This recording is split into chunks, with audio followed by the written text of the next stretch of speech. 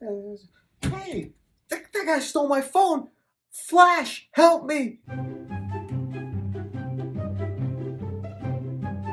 Hello Justice League fans, thanks so much for clicking on this video. My name is Chris. This is going to be my full spoiler discussion on Zack Snyder's Justice League. I already did a spoiler-free review over on my channel. If you haven't seen the movie yet, I give you my full movie review there. But here we're going to get into the nitty-gritty about everything involved with this 4-hour-long epic. So if you have not watched Zack Snyder's Justice League, go over to HBO Max, check it out, and then come back to let me know down below, what did you love about Zack Snyder's Justice League? Is there anything you actually hated about the movie? Mention stuff that you love was added to the movie, or anything you're shocked was actually cut out of the original 2017 version. Also, as a quick shameless plug, I also want to say over on the Film Strippers channel, which is the podcast channel, me and my co-host go ahead and go shot by shot with everything involved in the 2017 Justice League movie, say exactly what was different, mention some stuff we kind of like better there, but also everything that Zack Snyder did that worked way better in his version. So if you really want to know the biggest differences in the movie, go ahead and check that. I'll link in the description. But alright, let's just get into the full spoilerness here. One thing I definitely wanted to mention right off the bat that might be a little controversial, but I just wanted to get it out the way. So if you guys saw my spoiler-free review, you know I really like the movie. Heck, I gave it one of the highest ratings possible on my channel. So I really think the movie actually lived up to the hype when I was one of the naysayers that needs to apologize to you Snyder fans that I never think we were going to get this version. I didn't think Warner Bros. Was going to spend the money, and even if we did get it,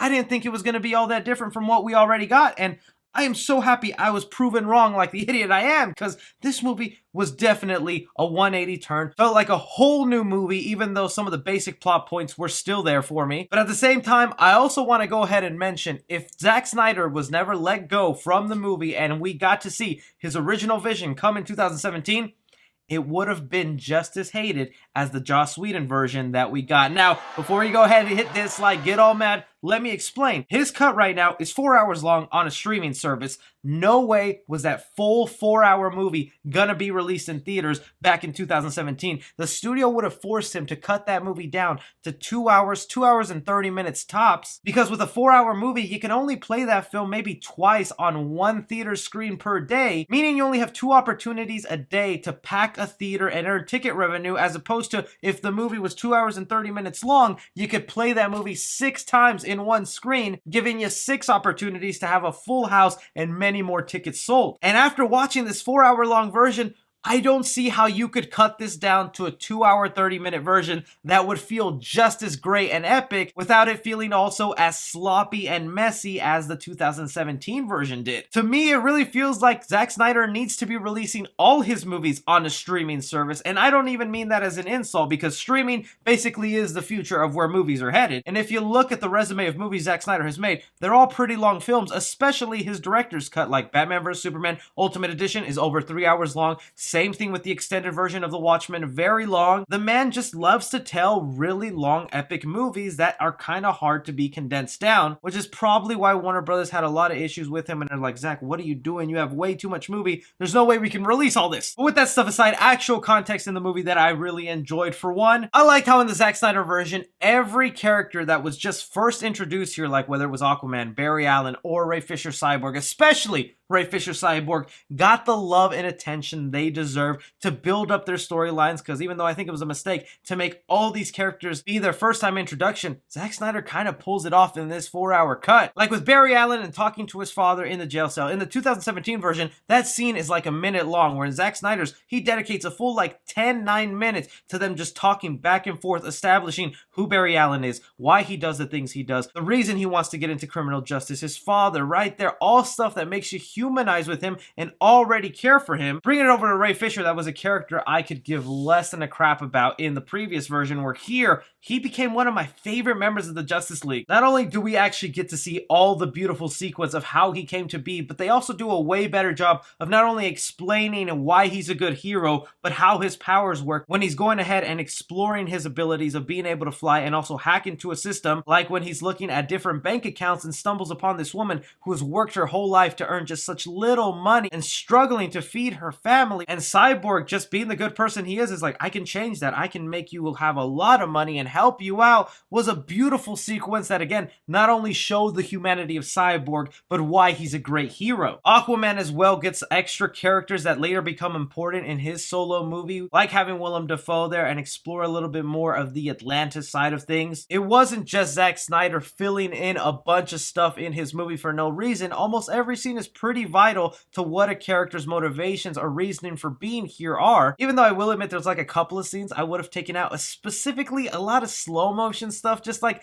the amount of slow motion in this movie sometimes felt unnecessary and we're just kind of there to bring this epic artsy feel to the movie. Just like when Jason Momoa's Aquaman just gets this elongated slow motion scene of just walking to the pier, pulling out his drink, drinking it, tossing it off to the side, standing on the ocean, letting the wave hit him. If that scene played out in regular motion, it still would have been just as cool in my opinion, and only been like 30 seconds long as opposed to like the 2-3 minutes. Or even the sequence when Jason Momoa is about to go swim off and then out of nowhere this choir group just wants to sing his exit. Like, that felt kind of weird for me and didn't really need to be there. But again, those are just tiny little nitpicks right there, because a lot of the slow motion is used for the action sequences, like with Wonder Woman, that definitely gets some of the best action sequences in this movie. Just even the scene where she's stopping those criminals in London. Not only was it a great showcase of her powers and having that guitar theme in there that I always love to hear, but seeing her slow motion stopping every bullet, taking the time to beat up a lot of these thugs, and even when the job is done,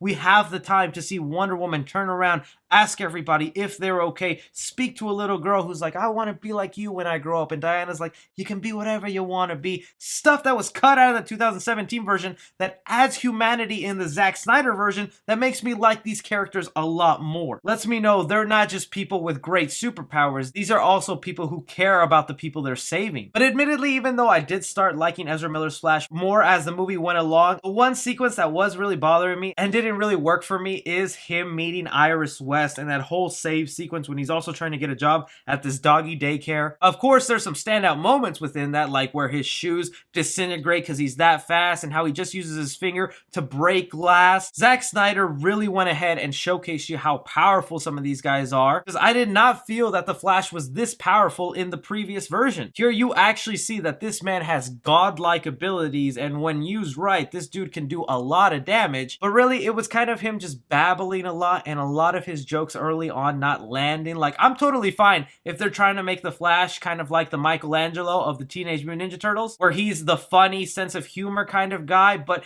his jokes just were not that funny to me. And even the elongated stares he had for this stranger he just met, that we know they're only staring that long because in the comic books these guys are destined to be together, so the movie's going to try and foreshadow that, but it kind of lingered on a little too much, even when he goes ahead and saves her and she's just surrounded by hot dog wieners, and then Ezra Miller goes ahead and takes the time to grab one. I'm just thankful he didn't decide to take a bite right there, because it just kind of didn't flow right for me and seemed a little creepy, but they tried playing it off with saying, oh, you know, hot dog wiener for the dogs. But like I said, throughout the 4 hours, they really improve on his character by not only showing his power set, but his interactions with the actual team members I did find funny, like when he's talking with Batman's character, or more specifically, the sequence in the cemetery where he's with Cyborg and he's digging up Superman's body and he talks about, you think Wonder Woman would go for a younger guy, and Cyborg hits him with, every guy to her is a younger guy. That was actually funny to me. Great interaction between the team, and also makes me sad that Cyborg is not going to be part of the Flash movie. I'm hoping that the positive reception from the Snyder Cut will have them bring Cyborg back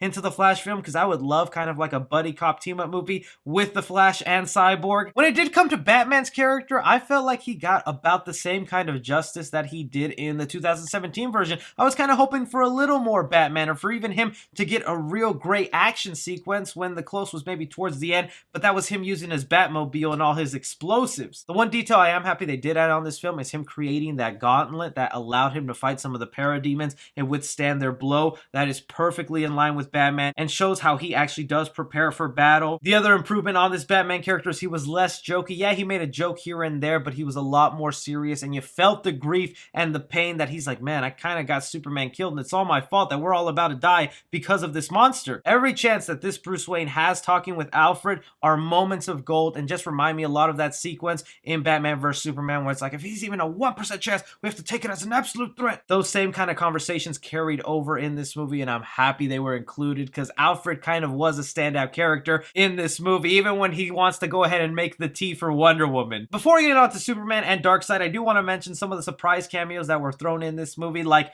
Martian Manhunter, that might be controversial, and I just want to remind you guys, I like this movie a lot. Highest rating on my channel. Really good movie.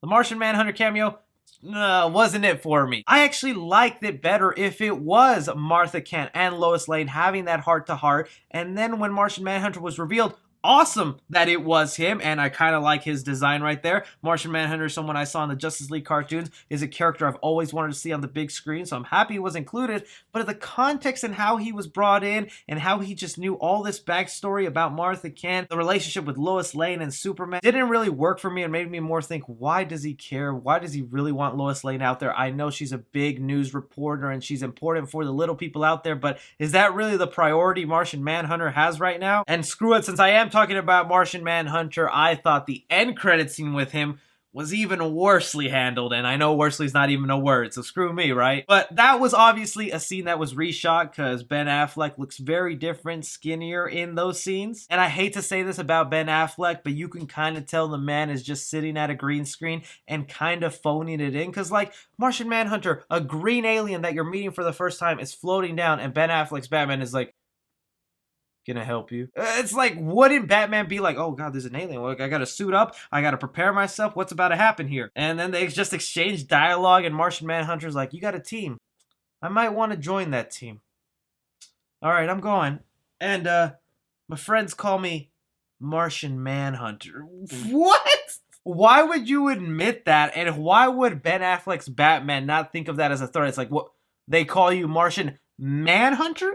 Oh, you ain't joining the Justice League, brother. Like, I get they said that because that's his comic book name, and that's just for general fans who don't know this guy, and they just need to have his name thrown out there somewhere. But to me, it would have made a lot more sense if Ben Affleck's Batman already had a file on this guy and is like, oh, you're Martian Manhunter. You're a tough guy to find because he's a shapeshifter and can hide in plain sight. If Batman already had a file on Wonder Woman, The Flash, Aquaman, and Superman, don't you think it's possible he has a file on Martian Manhunter and just couldn't find him in time to bring him part of the Justice League because he's a shapeshifter who he never knows where he's at? So awesome that they did bring him in, but just the two scenes they involved him in didn't work for me and were a little throwaway. And I hate saying that because it's such a cool character that is brought on screen, but I felt like maybe there was a different way to do it. Maybe you guys will disagree with me, and I'd love to hear your counter thought on that. I'm not trying to diss the Martian Manhunter character. I think he's cool and I want him part of the movie.